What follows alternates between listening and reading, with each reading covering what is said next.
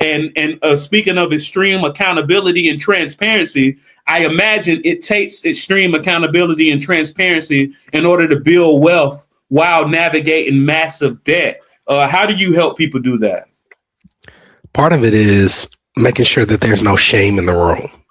So when you are someone who earns good money and you have a lot of debt and you've had nobody to tell you how to manage the money that you've earned, there's been nobody in front of you that you can use as an example. A lot of times those people are not where they want to be. And I'm the first relationship they've had with a formal advisor. So they come into the room and there's a lot of hesitance because there's a lot of guilt and shame that they're not, $100,000 ahead of where they are, or that they have so much consumer debt. So the first thing I just do is put them at ease. Look, man, you're where you are. First of all, most of the people that you think are doing well, they're not doing as well as you thought. But even if they were, it doesn't change where you are. So let's just deal with where you are and make the next best decision. So that's the first thing we do. The next thing that we do is we burst a lot of the myths about where someone like them should start.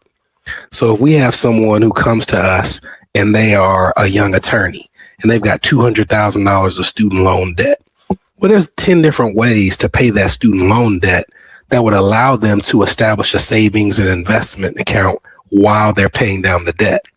Well, a lot of people would have told them, hey, just put a couple $1,000s in the savings account and then pay down all your debt first. That doesn't work with that type of person, right?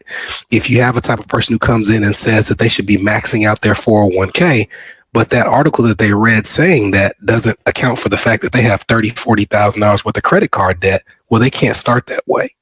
So we identify the ways that they're going to have to build wealth that differ from what they see online.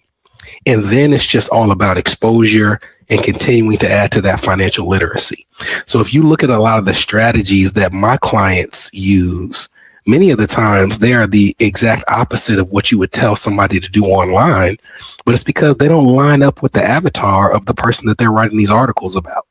So a lot of our process is just exposure, financial literacy, deepening comfort, and making sure that we're building those bonds over a long term. Okay, so it sounds like the very first thing you do is let them know that they're just like most other people, and that comforts them. Yeah. So there are times when somebody will be dealing with something that I've dealt with or am dealing with. So, a perfect example, we had a period of time where my wife was looking for a job. And as a result, we were in a negative cash flow situation. So we had to put some money on credit cards and open up a 0% credit card. And once she got a job, we started to pay down that card over time.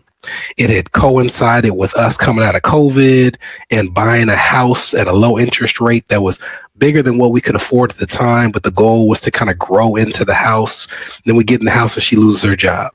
So even me being able to tell a person, I have been in credit card debt, or, hey, I am in credit card debt, and here's the strategy that I'm using to pay it down, or have used it to pay it down, that means the world to somebody who comes into a situation already uncomfortable and feels like they're behind, right? If the person who is in front of them, who is credentialed, who is educated, who does this every day, can say, no, I've dealt with this as well. There's nothing to be ashamed about. Here's how I'm getting through it on my side. That can open up a lot of conversations. Oh, yeah. And I know there are a lot of practitioners that listen to this podcast. We're somewhat in the same boat. I know we share at least one designation. I'm a chartered life underwriter as well. What a lot of people don't know, the chartered life underwriter, that's the oldest financial designation in the United States, right? And a lot of people don't necessarily equate life insurance with financial literacy. But being that you started on the life insurance side and you still promote and tout your CLU designation, it seems like that's something that you still value. What has your